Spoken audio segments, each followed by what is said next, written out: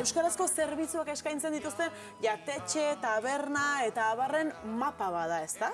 Bai, gida moduko bat sortu dugu, euskaltzale batzuk, bertan islatu nahi ditugun Euskal Herriko mapan, Euskal Herri guztian barrena, zerbitzu euskaraz ematen duten komertzio, espazio eta zerbitzuak. Ari gara dagoeneko mapa ikusten, gure pantailetan. Nola erabili dezakegu mapa hau?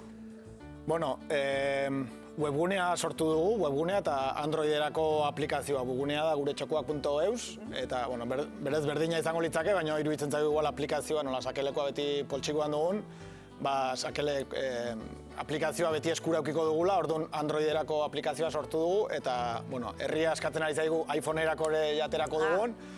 Antza guk uste genuna baino jende gehiago du iPhonea Euskal Herrian, orduan iPhone-ekoa ere prestatzen ari gara. Prestatzen ari zarete. Orduan, bai webgunetik, bai aplikaziotik sartu, eta printzipioz ikusteko zer dagoen, ez duzu ezer egin beharrik, baina gero aukera dago, eta gu jendeari gomendatzen dugu kontu bat sortzea, e-mail batekin, eta behin kontua sortzuta, erregistratu, eta orduan egin dezakezu, bai dauden txokotan zuk balorazioa jarri, iruzkina jarri, bai zuk txokoak proposatu ere bai.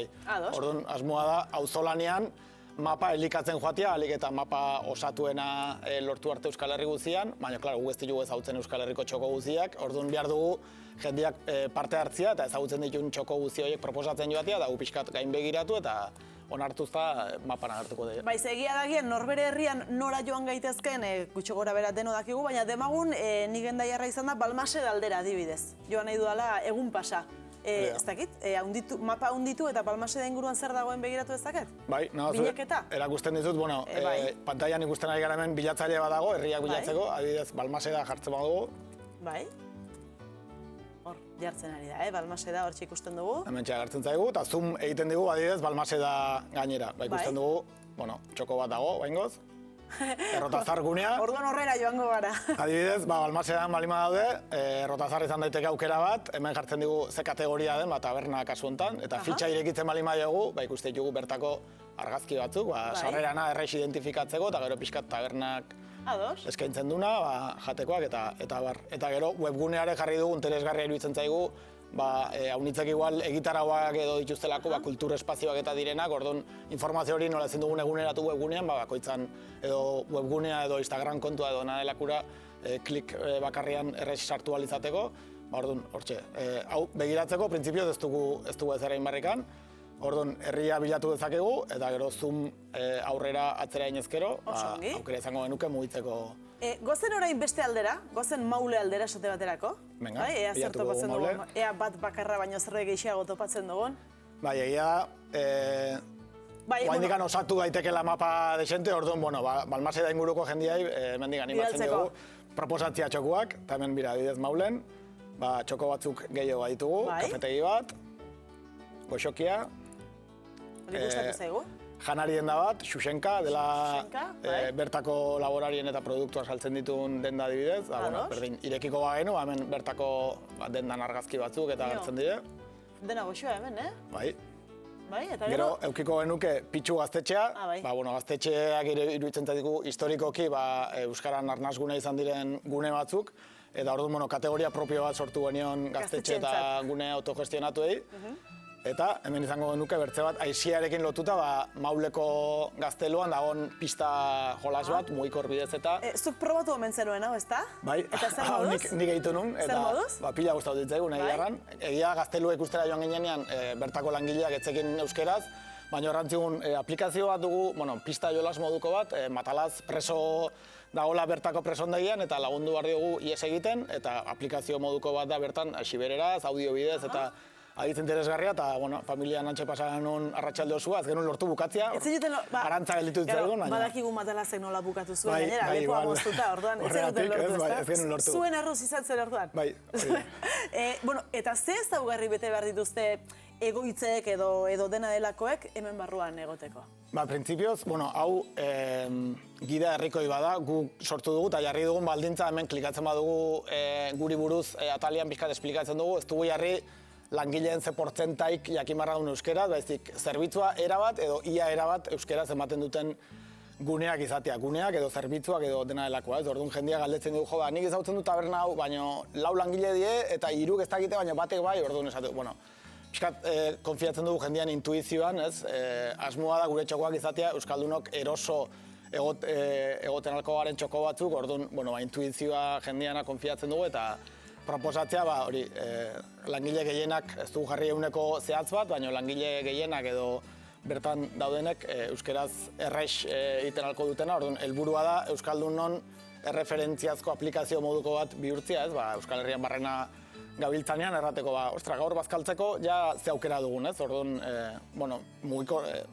ordenagailuan ari gara bain, eta GPS-ak ez du funtzionatuko, baina mugikorrean nahi ezin dezakegu GPS-a aktibatu, da orduan, gure inguruan zer dugun, lokalizatzen gaitu, eta inguruan zer dugun ere topatu, ez? Orduan, aukera desente eskaintzen ditu, eta gero aukeratu dezakegu ere, hemen iragazki edo filtroa ditugu, denak aktibatuta, baina ikuste ditugu kategoria desberdinak. Eta kategoria bat aukeratu dezakegu, hori da, nahi behar modu jatetxea bakarrik, aukeratu dezakegu jatetxea bakarrik, edo janari denda bat behar dut, eta horiek bakarrik aukeratu, printzipioz aktibatzen zezkigu denak, orduan, gero hortikan joan gaitezke aukeratzen. Eta kuriosoa izan da, ibilbidea, bain pare bat aste edo ingenun publiko egitasmoa, eta hasieran sortu zen, behar konkretu batetik, eta izan zen pixkat, ni familiakin Nafarroan eta Siberuan furgonetan genbiltzala, matala zena eta ingenun bolada hortan, kostatzen zitzaigun pila bat, euskeraz eskatu alizatea, bai kafesne bat, bai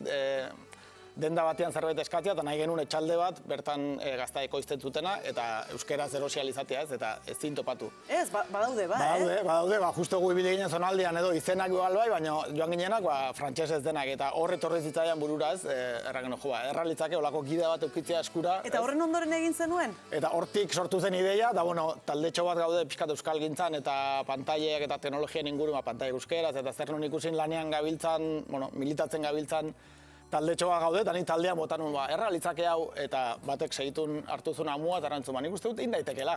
Eta hortik hasi ginen duela hilabete batzuk, eta joan gara garatzen, detaile txikinare guain ikustuzuna eginda, azkenean zerotik sortutako tresna bada, eta detaile bakoitzak adibidez izendegia nahi genuen, kale izendegia euskara gutxian agertzea. Orduan, olako gauza batzuk lortu alizateko, behar izan dugu denbora pixka bat. Denbora eta lan pixka bat, baina, Eta oraindik ere, auzolanean osatzen joan gaitezke beraz, nik zerbait ezagutu ezkero eta ikusten baldin baut irizpidea betetzen dituela, nik neuk gehitu ezaket edo proposatu egiten diote aplikazioari? Proposamena bidaltzen da, eta guri iristen zaigu, eta gugiten du pixkat gain begiratu, ikusteko bargazki, fitxatxokun xamarra ediltzen dela bargazkiekin, webgunea balin badu gehitu, eta inork astakeririk jartzen ez dulare pixkat ikusteko. Orduan, behin guk onartzen dugula, ja mapara agertuko litzake zuzenean. Eta gero, esate baterako, establezimenduek gaur egun izan dituzte batean olako pegatinak eta TripAdvisor eta bar horrela.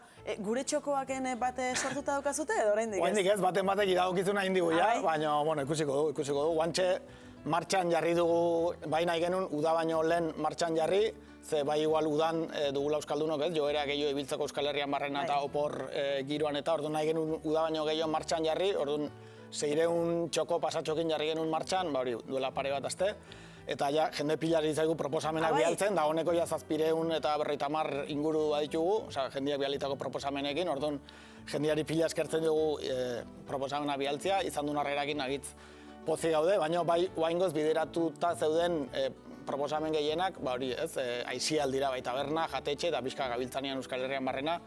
Orduan, udan zentratuko gara gehien bat horietan, baina bai asmoa dugu irailetik aurrera egunerokoan igual gehiago eskertuko ditugun zerbitzu batzuk ez, baina proposatu jendeak proposatu dizkigu adibidez osasunakin zerikusia duten fisio, psikologo, osteopata, optika horiek denak, ez? Jende gehienak erabiltzen junak, oporretan behar ez dituzuna, baina gero urtean zehar. Edo behar izaten dira, oporretan ere, lentilla batzuk behar dituzula eta horlakoetan ere, orduan, adibidez kategoria hori, guantxe sortu dugu dulagun batzuk, hori jendean iradokizunakin, orduan polita izan da ikustia evoluzioa, guk sortu genuen pixka eta izi aldira begira edo, ja jendeak iradokitzen, kategoria hau ere erabilgarria izango litzake igual egunerokoan edo dena delako, orduan osasuna kategoria sortu dugu eta irailetik aurrera zerbitzuak, ez, orokorrago, beste zerbitzu ez igual joan eta zerbait fisikoa erosten duzuna, baizik beste zerbitzu mota batzuk ere jarriko dugu martxan, hori egunerokoan eta horrela jendean laguntza beharko dugu, inguruan ezautzen ditu, aholkularitzak, abokatuak, nizerdakitzen zerbitzu, horiek,